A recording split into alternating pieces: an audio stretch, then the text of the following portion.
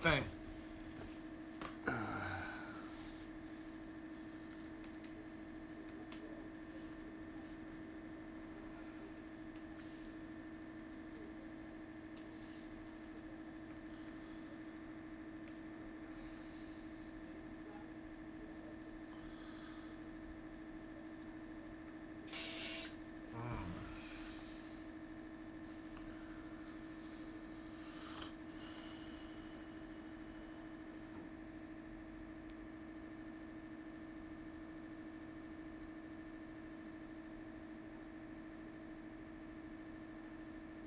This is the biggest critter of all.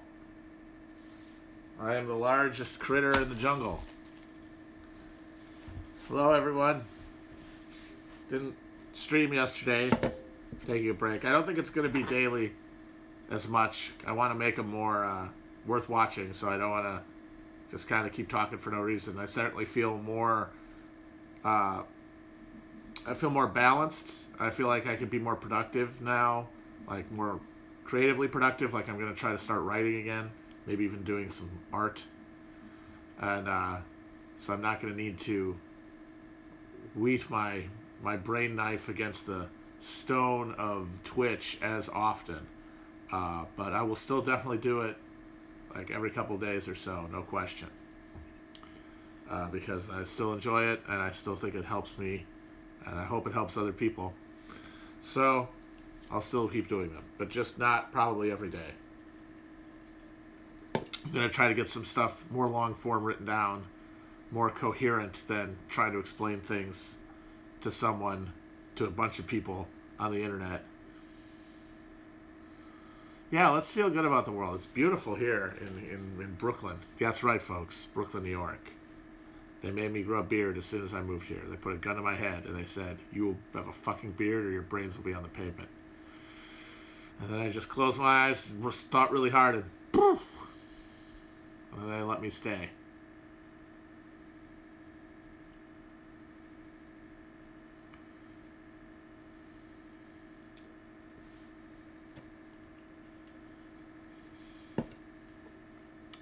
So how you guys doing? Everybody feeling good?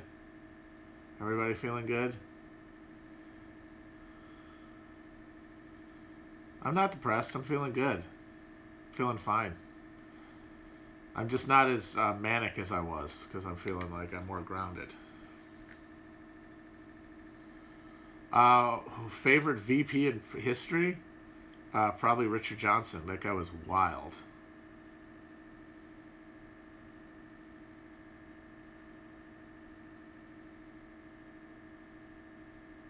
Poor Henry Wallace, though.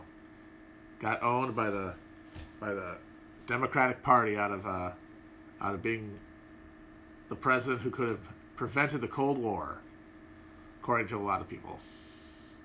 His campaign was infiltrated by actual Soviet spies, which is very funny, and it definitely does imply that they could have prevented the Cold War, but on what terms? Who knows?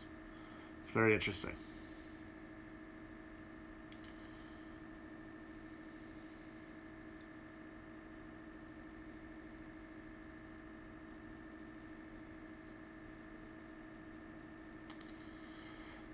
It is interesting to imagine if FDR hadn't died when he did, because Truman was just point blank not up to the task of negotiating a new global order after World War II.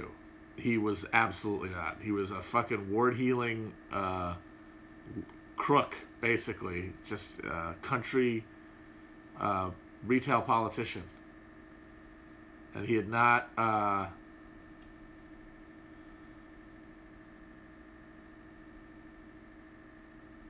And he had not known any of the shit that was going on in regards to the whole war effort. It's very bad.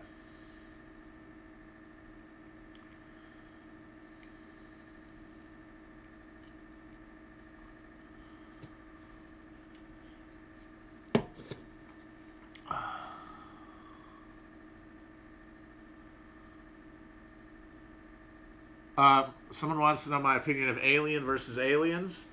I mean, I'll admit it. I am a Cameron boy first and foremost, I prefer Aliens. I probably saw it earlier, honestly, when I was a little kid. I probably saw Aliens before I saw Alien. That's the one that's seared in my memory. And the original version with the fucking with the motion detecting machine guns that run out of bullets. That shit rules.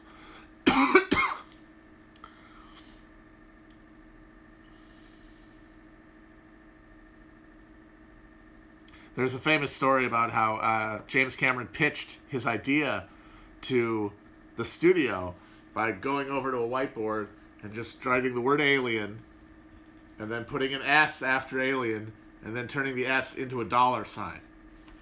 I don't know if that's true or not, but that's basically what he did. And part of my preference is, of course, you know, the degree to which Alien is overrated is the degree to which Ridley Scott's awful, undeserved reputation as some titan of cinema could be further reduced. Because by any means necessary, I say, that fucking hack is a hack and sucks. And he's got like 1.5 good movies in his entire resume that are supposed to stand in for a lifetime of garbage.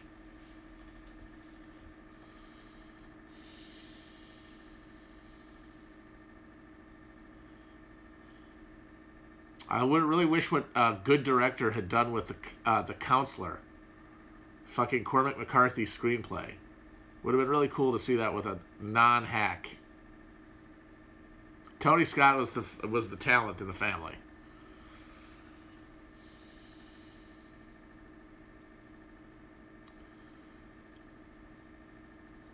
As much as I love Aliens, and as much as I love, obviously, T2 and Avatar, as a theatrical experience anyway, I think that Cameron's best movie is the original Terminator.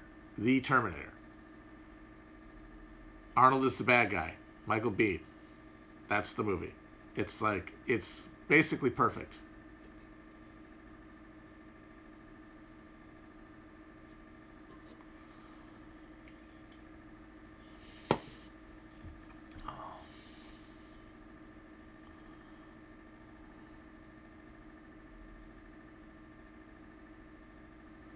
Oh yeah, the motion detector. Boop, boop, the little pulse. Boop, boop, 4 minutes. 4 meters. Boop, 3 meters. Where are they, man? That can't be right.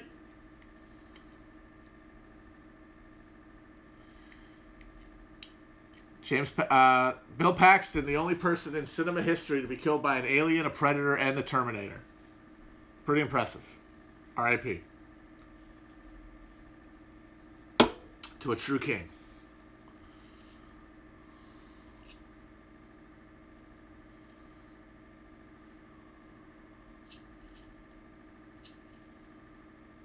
Of course I would go on Red Letter Media if I was invited. Those guys rule, but I'm not going to invite myself. I'm not a poltroon. I never did Civil War reenacting, but I thought it was cool. That's for sure. I was an enthusiast for the Civil War. That's for sure. Pretty embarrassing. I never had hardtack though. People have passed. I've had it passed around, you know, to see how hard it was, but I don't think I've ever actually eaten any.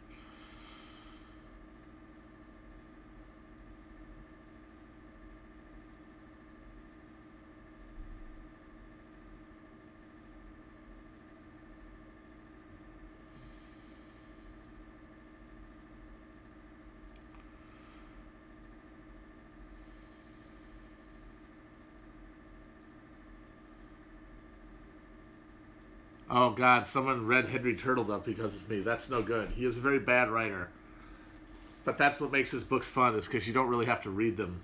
You can just skim them. It's basically like a big old Wikipedia article, and you're just finding out what happens. And you're checking out the historical references. Like, oh look, Richard Nixon. There's a young Richard Nixon. He's sweeping the office for bugs as an Army intelligence officer. Get it? Because he was recorded with the Watergate tapes.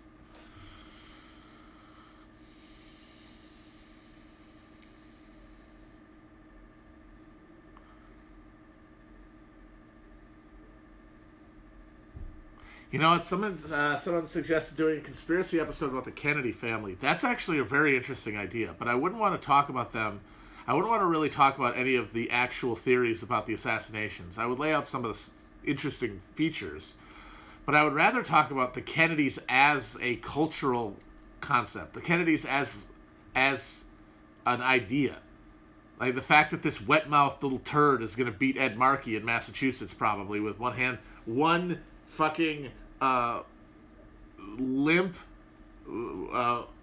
bird-wristed fucking, what is it called? When you can't stop bleeding. Whatever the fucking Romanovs had. Hemophilia, that's it. Fucking hemophiliac. How is he going to be governor? How is he going to win so easily with no real justification for running? Because this name means something to people. And the way the QAnon people fixate on Kennedy and on JFK Jr., the way liberals think about the Kennedys, they really represent something for everyone. Like they're the crystal which you could really look through the way that politics has like been robbed of meaning and turned into pure spectacle, but then emotions get like even more deep and the fantasies get even richer because of how much politics is made into a spectacle.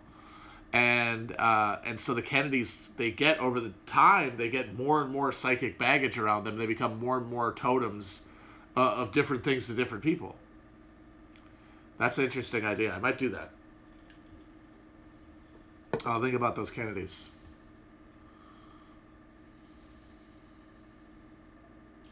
I still don't really know who Lev Parnas is. I think he was a minion. Lev Parnas is a minion of Gozer.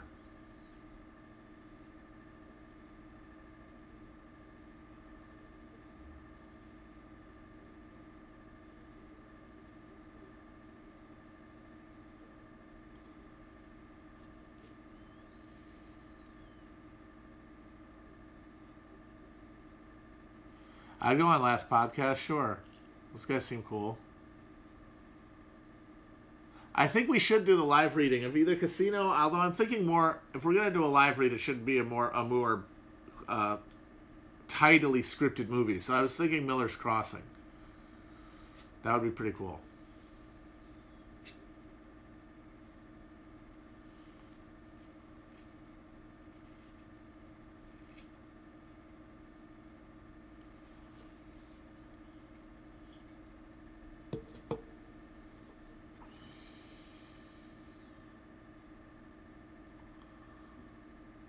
Do I know of any plant nerds? Yeah, Will is a real plant nerd, if you know what I mean. Will loves plants. He's got a green thumb.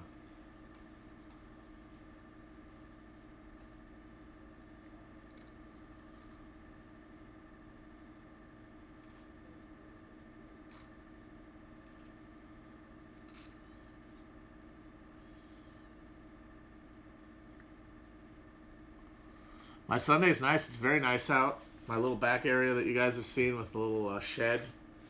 It's coming together. I'm actually going to get a grill, guys. I did it. I pulled the trigger on a Weber. And I'm going to start cooking all this meat I got in the freezer. I'm gonna put it out there on the grill. It's going to happen. I also got I got charcoal. Got some lighter fluid. I'm going to fucking light that motherfucker up. And so I might film myself grilling at some point. If I can get one of those little holders for the phone, I might film myself grilling a little bit. Un poquito. The Max Weber grill for the slow cooking of tough meats. Huh? How's that one?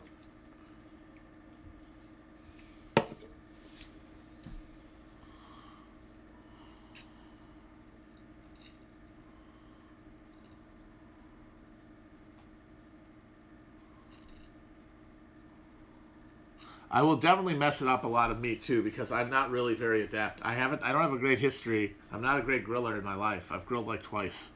I mean, I've obviously been to a number of grills, but I've never done it myself. This is the new skill I'm trying to learn here.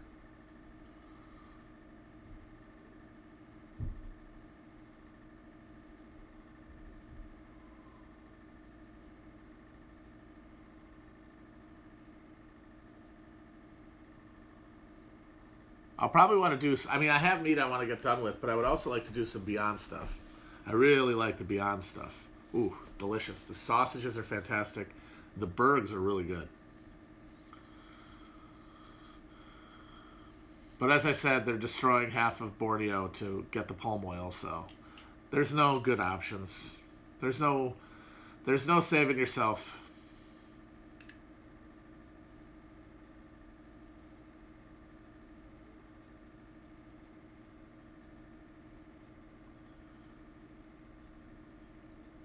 Yeah, of course it's worse for you than red regular meat. It's got to be, because it tastes too good. But at least it saves the animals, so at least you get you get that sense of not contributing to just monstrous cruelty.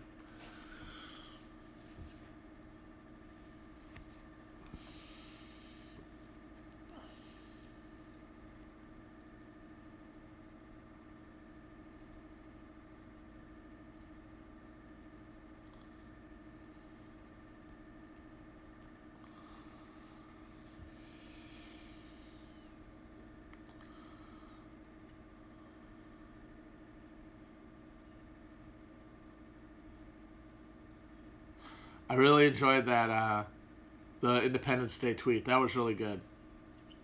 He's operating at a very high level right now. His power levels have never been higher because he's never been more bored and annoyed at being president. He can't blow off any steam. He can't blow off any steam by having a crowd of yokels bay at him like fucking dogs, which is what he loves.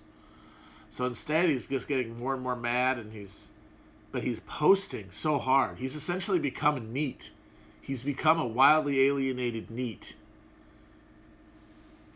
And so he's just posting like a madman.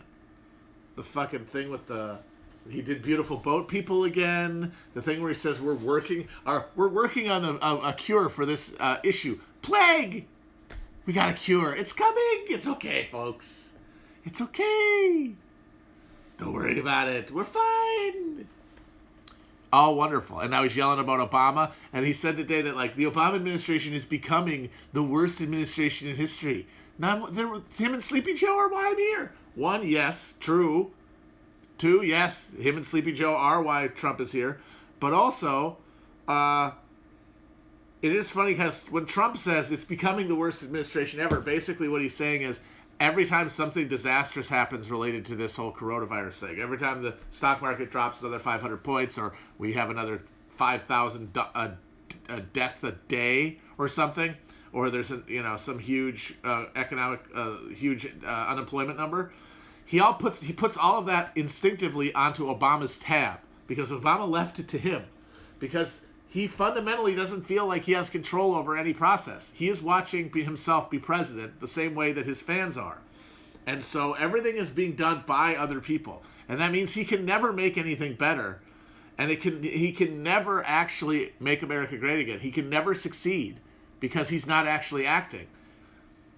And at a certain level, I think the people who really like him know that and they don't care.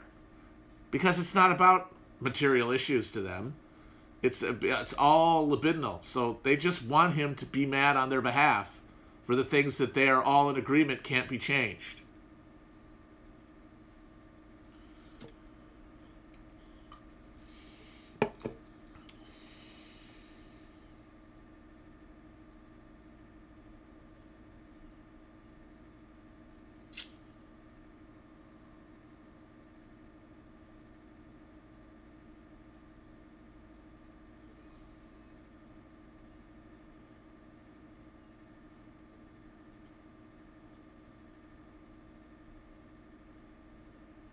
Oh, the chimney thing. I've heard those are really good. You press the button and it all falls down. I might order one of those. That's actually a very good idea. I didn't have one. That might be a good idea. Smart move. Thank you. This is why I want to collaborate, I want to live my best grill life, and I can't do that if I'm making rookie mistakes.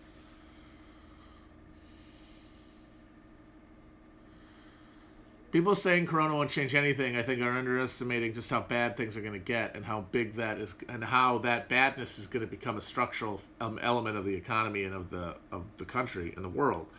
But they're right, I think, in the general sense that there isn't going to be any huge breakup right now, just because, as I've said, I think that there's too much interest in seeing the U.S. economy stood back on its legs.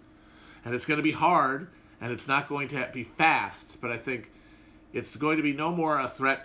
It's going to be like the Great Depression, which, as destabilizing and traumatic and horrible as it was, there was never a point where dissolution or collapse was really in the cards. Now, things have been a little bit different. Maybe they could have been. Like maybe if the guys behind the business plot had taken it more seriously, or maybe FDR gets shot in Miami, which is what is the basis for the counterfactual history in Philip K. Dick's Man in the High Castle. Is same thing happens as it happens in our world, but FDR gets shot when Giuseppe Zangara shot at him and actually killed the mayor of Chicago, Anton Cermak. That was after being elected, but before being inaugurated, or early in his presidency. And then you have a whole new ballgame. There's a bunch of things that could have happened, but we didn't ever really collapse or come terribly close. And I think, barring intervening of something on the level of that, for example, or a business plot, then I think you're going to see the same structures persist, just at a much more attenuated level with lower quality of life, more visible misery, more alienation, more hostility. And I think that's going to cause things to be much the same but worse. Like I've said, I think crime is going to go up. I think there's going to be political violence is going to go up, but it's not going to be organized. It's going to be largely personalized. But it's going to be all along the same cultural, within the same cultural framework as everything before and everything now. Well, the thing is the declining rate of profit relative to the 30s says there might be less for them to actually be able to do to stand up the U.S. economy. And that's also true. I'm not saying that this is necessarily going to persist. I'm just saying I think the immediate moment we're going to see a persistence of institutions. But like I'm not really willing to stretch that past maybe like 3 or 4 years, maybe 5. I'd say 5 years. At that point, I don't know.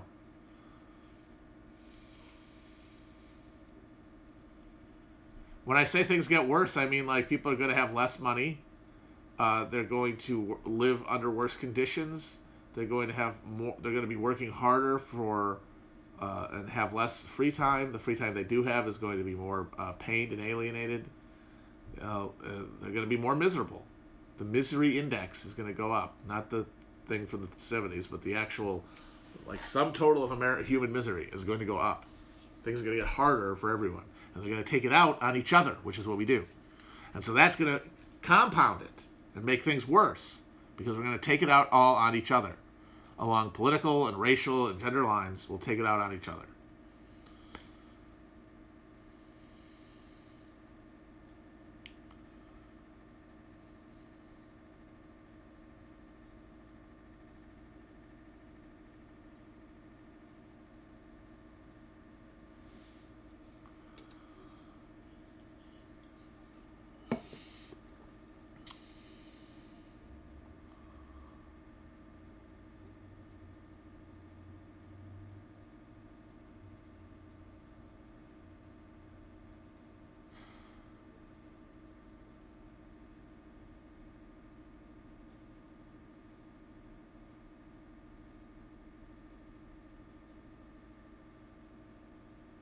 What is to be done? That's a very good question, and hopefully someone will have an answer.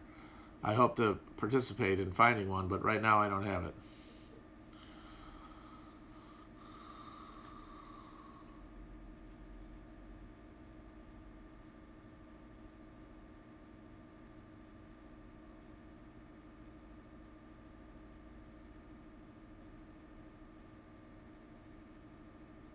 Japan wouldn't have been able to win Germany.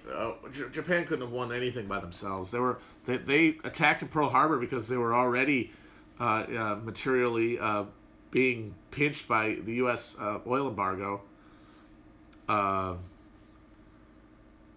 And by the end of the war, they were basically out of everything.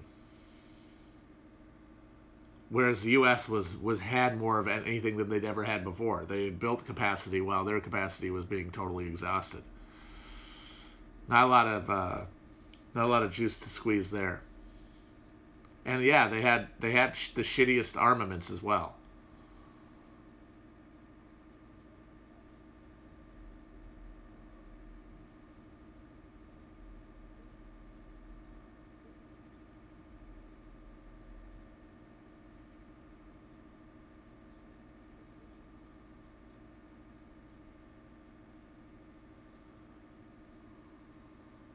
Why didn't the Soviets invade northern Japan? I mean, for the same reason they pulled support from the Greek communists and rolled out the Iron Curtain, because at the end of the war, Stalin was all about securing his persistence and his government's persistence while it could rebuild from having its industrial capacity gutted and its population decimated. And so that means they weren't in an expansionist mode at all. And that was one of the big crimes of the Cold War, was tragedies of the opening of the Cold War, is that the U.S. set the terms by approaching the Soviets as bent on expansion, and as their that making their mission then therefore containing that expansion, which just started a mutual distrust that became mutual and then reified over time.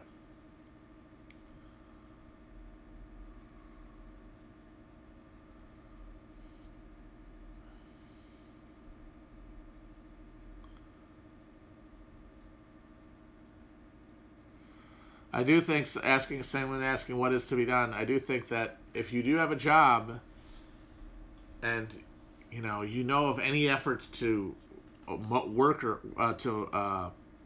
to organize the workplace, my God. I mean, don't do it stupidly and don't do it haphazardly, and certainly don't do it for the fucking clout. But aid any organizing effort you find.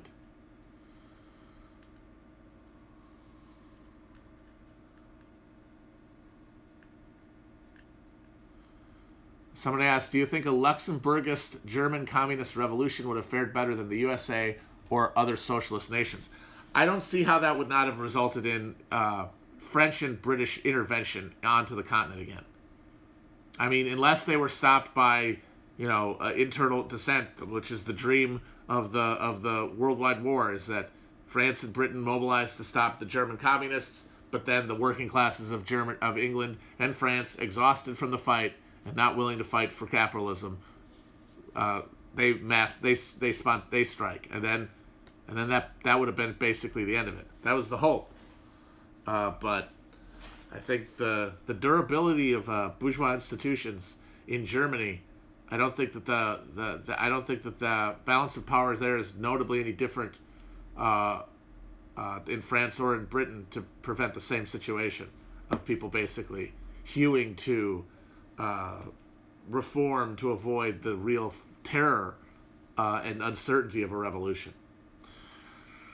Because that's what it came down to with the SDP, is that they had too much to lose. The Communist Manifesto ends with, you have nothing to lose but your chains, but there were a lot of workers and party officials and party figures and members of parliament and the SDP who felt that they actually did have something to lose. And that's been the key to stifling class consciousness, one of the keys to stifling class consciousness in advanced countries ever since. And it's the kind of thing that the Soviets did, the Bolsheviks didn't have to deal with, because there was no durable middle class or even compromised a labor aristocracy or party apparatchiks to suborn into support of bourgeois institutions.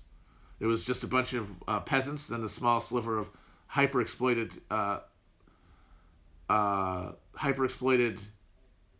urban laborers, and then basically the cops.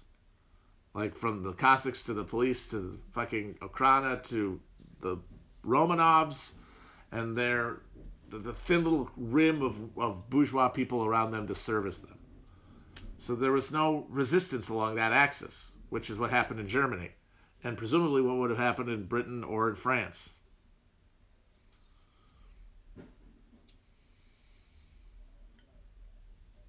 Should the left infiltrate biker and prison gangs? I'm trying to imagine the left, as I understand it, doing that, and it's very funny. I mean, are we talking like DSA guys? DSA Beard Caucus guys going into the Hells Angels? Wearing a cut? I don't know how that would go.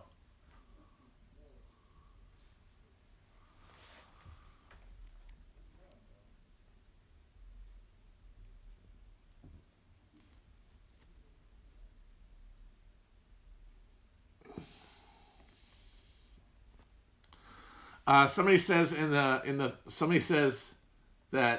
somebody claims that the communists in the 20s and 30s Germany and Weimar Germany didn't work with the SDP because they were not radical enough for them.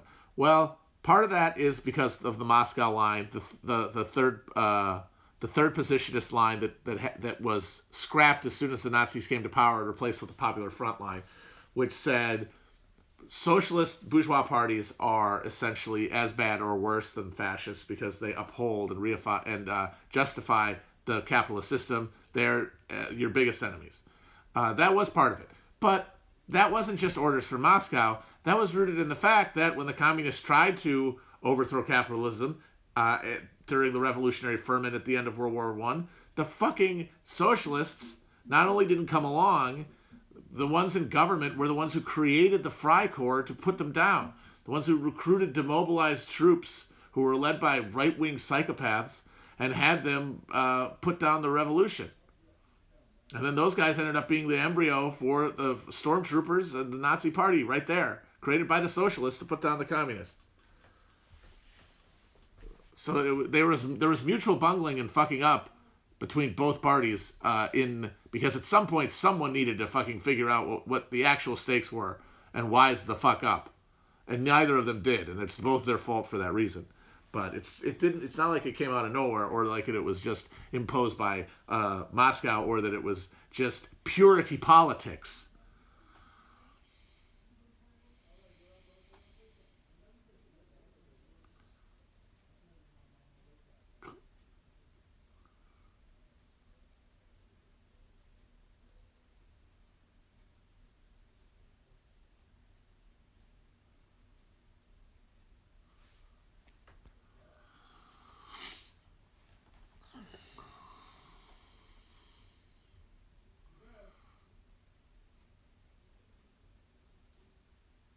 Why am I so invested in U.S. electoralism?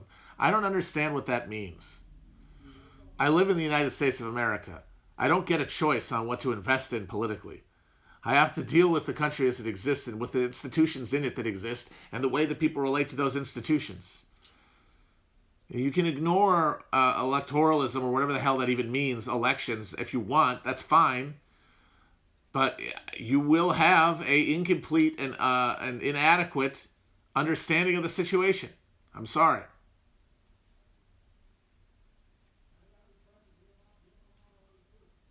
Why was the Spanish Civil War lost? In short, fake friends. Fucking fake friends, man.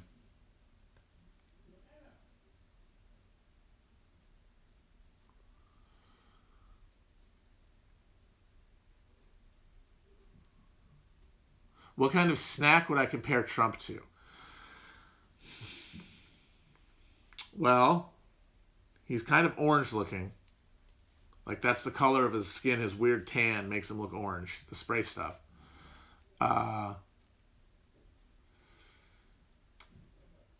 So what's an orange snack? Like those Howard Johnson push pops. You know what I'm talking about? The orange push pops. Doritos. Doritos. Yeah, I think a Dorito. Or maybe Fritos. I think he looks like a Frito. He's a dang Frito, folks. The president is a freaking Frito. He's a goddamn Frito. Creamsicle is what I was trying to think of. No, not a creamsicle. Thank you. He's a freaking Frito. And I've had it. I've had it up to here with him and his ways. I've had it with his shenanigans.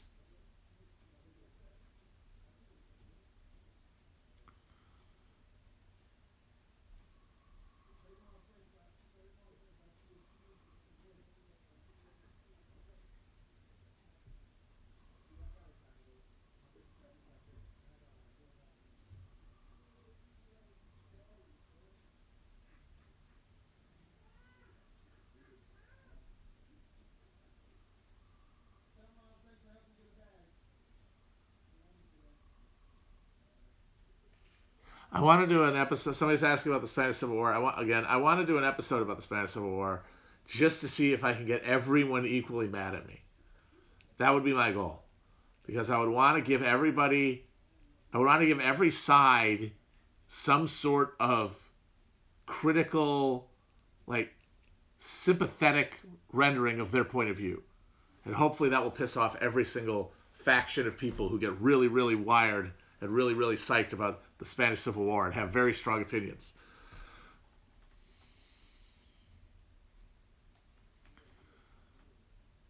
My media blitz, I don't know. People ask me to go on things, and I'll usually say yes. Not to everybody, but if I don't think you're a weirdo and I don't know anything awful about you, I'll probably say yes.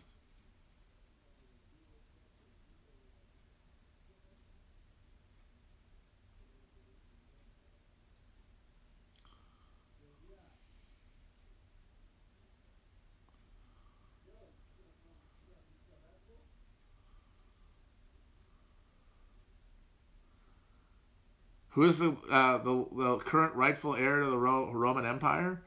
Well, I would say the closest thing we have would be the Habsburg line that ended the Holy Roman Empire.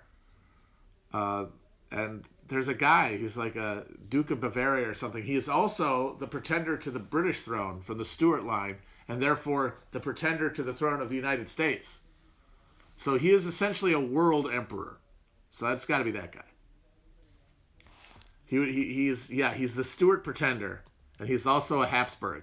So he is the by right Holy Roman Emperor, King of England, and of its colonies. Oh God, Stacey Abrams, man, she must look so pissed. She looks so pissed. I gotta say, she has owned herself pretty badly. In this whole thing, she has done the one thing you're not supposed to do with vice president specifically.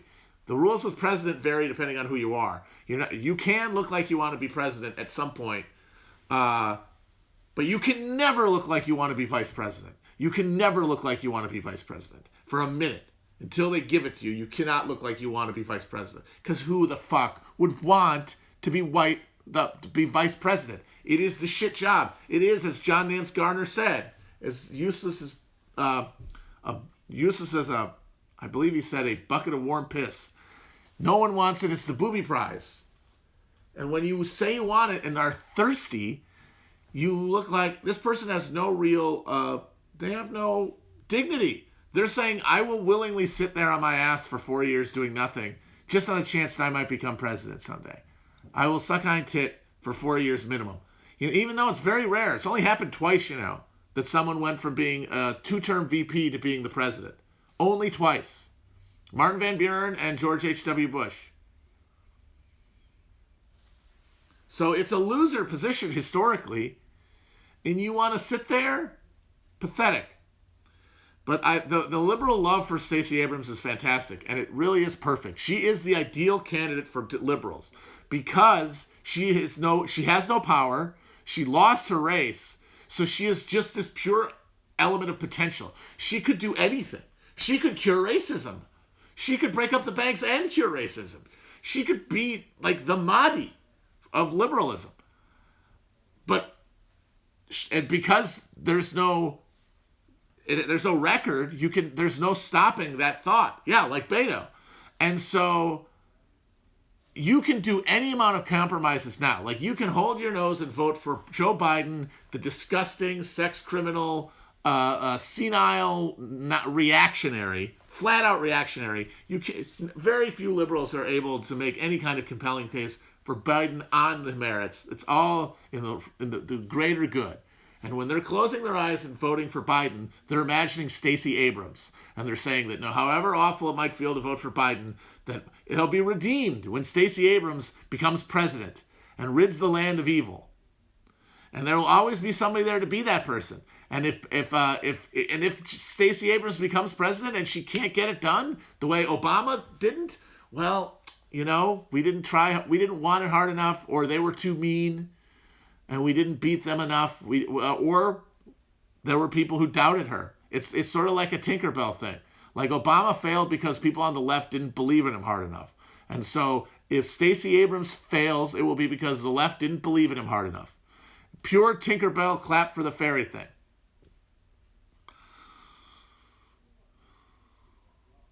But yeah, show some self-respect, Miss Abrams. It's having a photo shoot in a cape. Oh my God. That's like when Sean Young, I don't know if you guys are aware of this, but Sean Young, who is an actress, she hasn't been in things in a while. She was kind of a big star in the 90s. She was notorious for her tempestuous and publicly scandalous relationship with James Woods. But at one point, and I think James Woods actually had to take out a restraining order on her, or claimed a restraining order on her at one point. And when they were auditioning for Batman Returns, which was going to be huge because Batman had been gigantic. And basically every actress in Hollywood auditioned for Catwoman. They all wanted to be Catwoman. Michelle Pfeiffer, of course, got it, but everybody who was anybody wanted it. And the way that Sean Young showed her devotion is she showed up to the audition in a cat suit that she had made. Didn't work. But that's what Stacey Abrams feels like, running around in a cape trying to be vice president. And also Stacey Abrams, honestly, it was very dumb if she thought she was going to be the VP, because in this specific instance, with Biden being so old and so clearly out of touch and so clearly unable to make decisions, then the VP, and physically frail, the VP is going to be one of the people actually running things, depending on who it is. So there are going to be a lot of people with a lot of more juice in the Democratic Party than a failed gubernatorial candidate who are going to want a bite of that apple before they let her have it. Unless they've decided that they're allowing Biden to lose, and they would prefer to allow Trump to be wholly responsible for the response that they know is coming to this. Like at the various highest levels of the Democratic Party, they got to know that nothing is going to work. They're not going to fix anything. The economy is going to crater and then struggle, and people are going to keep dying in huge numbers for the foreseeable future, no matter who's president. Wouldn't you rather have the other party in charge of that? It's a real concern.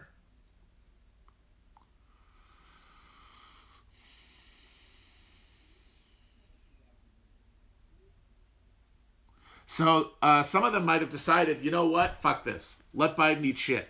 Then we can just fundraise off Trump for 4 years, and then win or not, hey, we're still in charge, and we haven't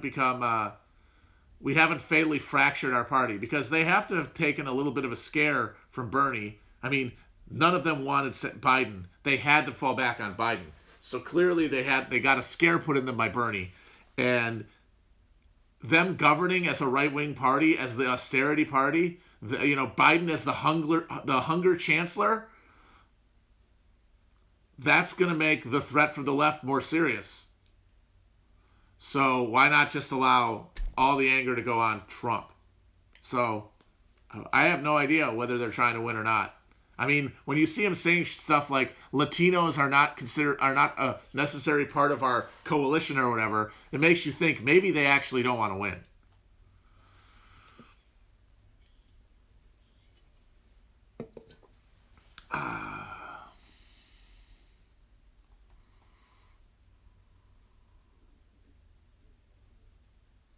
Because when was the time that they've won? The only time the Democrats have swept into office is after prolonged disillusionment with Republican rule.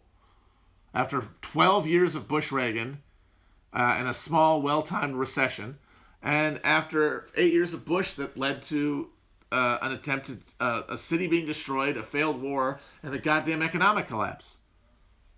They rule not by positive argument, but by comparison to a worse alternative. I mean, it's their only pitch during every election, and so it only works when the conditions are right. Now, that could be now too, because we have another recession/depression coming, but because of the fact that it's all part of this virus, the blame thing is going to be more complicated. It's not necessarily going to all flow to the president the way that it usually does. The way that Bush's approval rating was in the 20s by the end of his term. Impossible now. They'll never happen. No matter how bad this gets, the people who like Trump now will never blame him for it, no matter what. They cannot make that connection. It is the Chinese or it's the fake news media. They will never do that. And honestly, same way, if Biden did get in there and was miserable in like a Grover Cleveland second term, he would be very unpopular, and the left, of course, would excoriate him, but those MSNBC listeners would love him, and they would blame the Republicans. Get a fresh cut. You are aware that we're in a quarantine, and I live in the quarantine capital of the world right now. That's been extended into mid-June, minimum. We're not leaving it. There's not going to be any place to get a fresh cut, sir. If I want to cut, I'm going to have to do it myself. I'm going to have to cut my own goddamn hair. And I might do that. I might do it. I have the clippers. I might do it. People keep telling me to shave my head, but someone whose aesthetics I trust told me, by all means, do not do that. Do not do it. So now I don't know what to believe.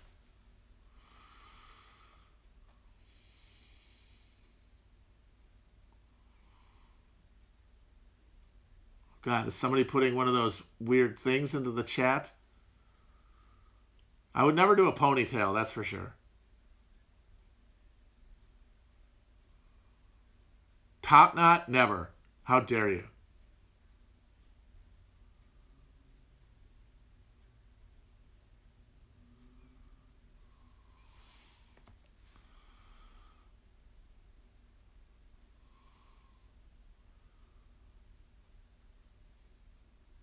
Yeah, monk's tonsure. I basically have one already. I've already got a monk's tonsure.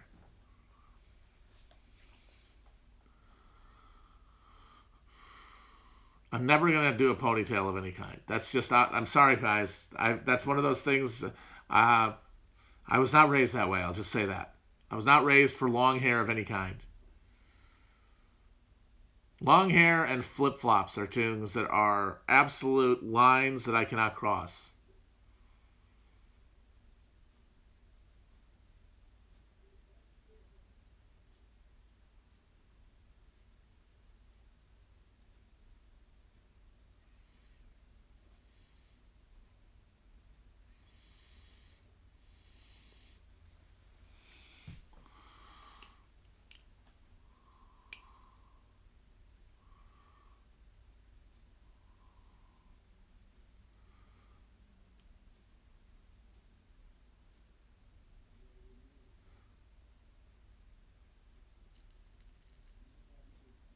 No sides. Yeah, I can't.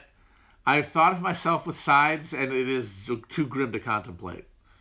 Hopefully, it won't come to that. It's falling out slowly enough that I don't think I'll have sides until I won't care anymore. But for now, I'm just gonna hold on to my little peninsula, my little forlorn hope up there.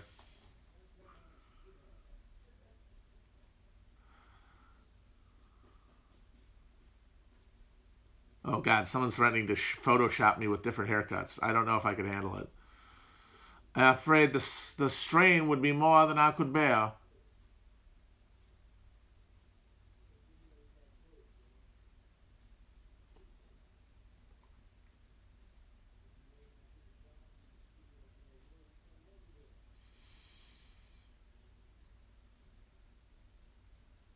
We might do an episode on Southland Tales. It's a heck of a flip. flick. We should honestly do a commentary track for it.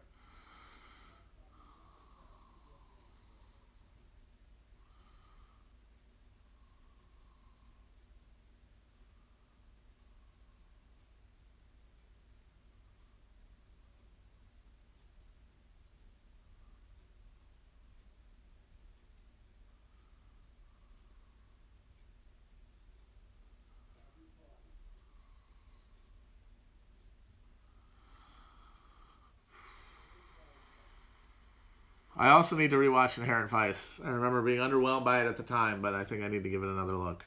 It was on streaming services for a while, but of course now I want to see it, and my computer heard me say I wanted to see it, and it took it off the service for me. We all know that they would do that, right? We all know that all of our devices can hear us, and they're programmed so that if you say, oh, I want to see that, any name, they hear it, or if you write it down, you tweet it, you put it on a text or an email, they see it, and then they go into your fucking computer, and when you go to find the movie for your computer or your smart device, it's not free anywhere. You gotta rent it. That's how they squeeze the juice, the sweetest juice.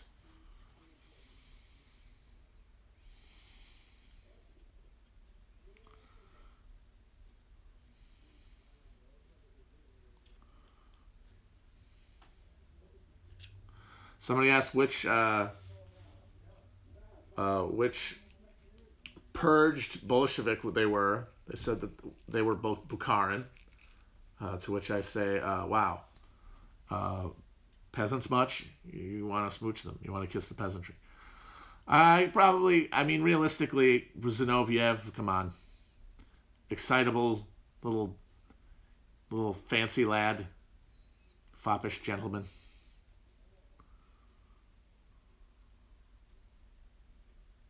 Get better at pirating, buddy. I don't know how to do any of that thing. I cannot pirate anything.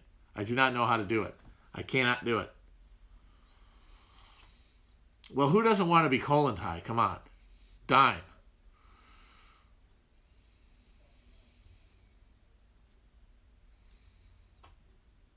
I read part of the Port Huron statement during the episode I did on the Weather Underground.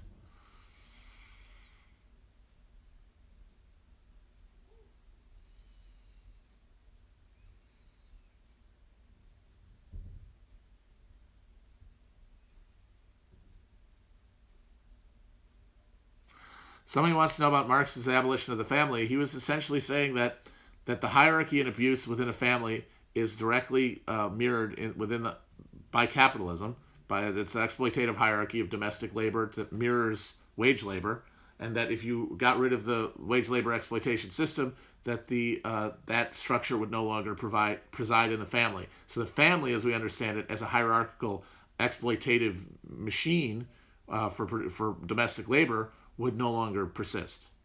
It doesn't mean people wouldn't have families. It means they wouldn't have people they loved and wanted to be monogamous with and have children with, but their relationship would not be dictated by the need to extract surplus labor, basically, at a domestic level. Which is why it's always funny when people want to talk about, like, Marx wanted to abolish the family, like, in the context of this current neoliberal barrage on all institutions. Like, I don't think that's what he was talking about.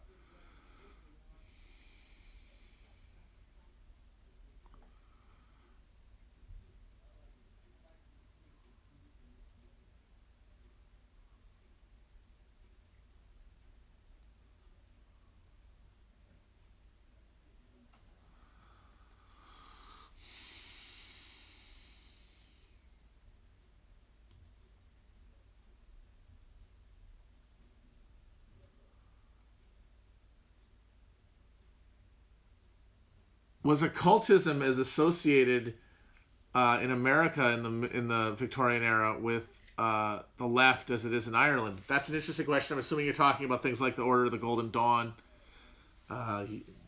Yeats and all that. Not really, because there was an actual working class movement, and that shit was mostly middle class. It was a middle class social affectation. So there were more actual working class people. So the degree to which your movement is dominated by the middle class is the degree to which it's going to be dominated by middle class mores, which is what is so frustrating about all the arguments about DSA culture that have had gone on over the past 4 years. All of them at the level of like the DSA is too or not too woke or whatever. Some of them even referencing the fact that a lot of it reflects the class character of the organization, but without any discussion of the fact that, well, if there was like an organic connection between working class people of any kind and this organization, then this wouldn't be an issue.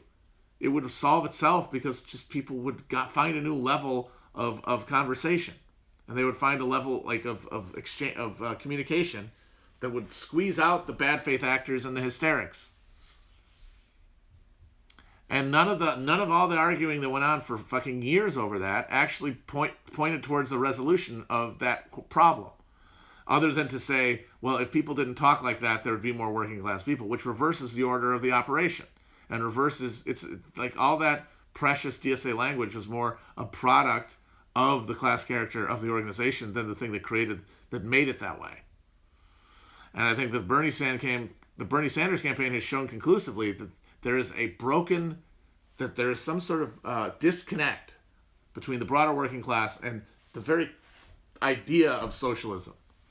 The idea of socialism as like a political project. And that disconnect has not been addressed because I don't think anybody understands how. And so people end up fighting a lot more on the level of culture because it's something they understand, at least. And something they can get their head around, which is hard for something like this where all the methods at your disposal are already proved unable to do the thing that you want them to do. So you have to basically invent a new tool. You invent a new system, and that's always very hard.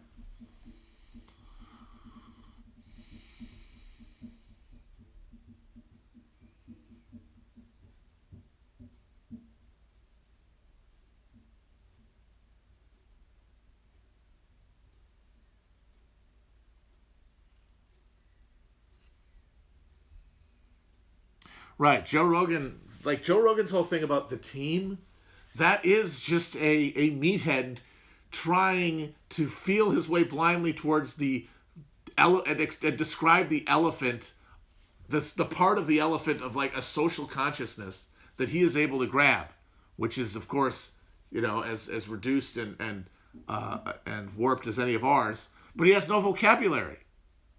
He has no vocabulary to express it, so he's making his own.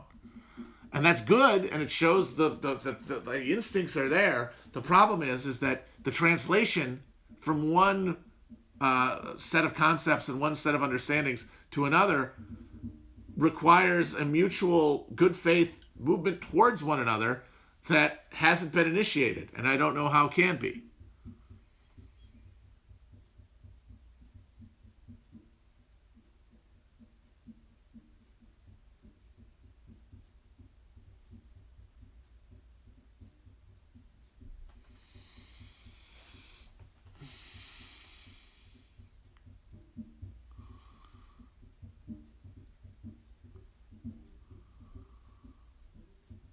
Everyone is digging up, Everyone is at the end of that Simpsons episode digging up, and it's just because that's all you have. You have a shovel. You have a shovel and you have a mound of dirt in front of you. It's not like you have a map to where the fucking thing really is. You have a map that took you here, and now you've got the shovel and you've got the ground. Someone's got to come along with a new map and convince you that it's going to lead anywhere, and no one has done that. So of course people are going to just keep digging. Dig up stupid. All right, guys. I am signing off for the day. This was nice. I'll see you guys soon. As I said, maybe tomorrow, maybe not. But like I said, 2 or 3 a week minimum from now on while I'm vibing. And yes, when I start grilling, you guys will be the first to know. All right, bye-bye.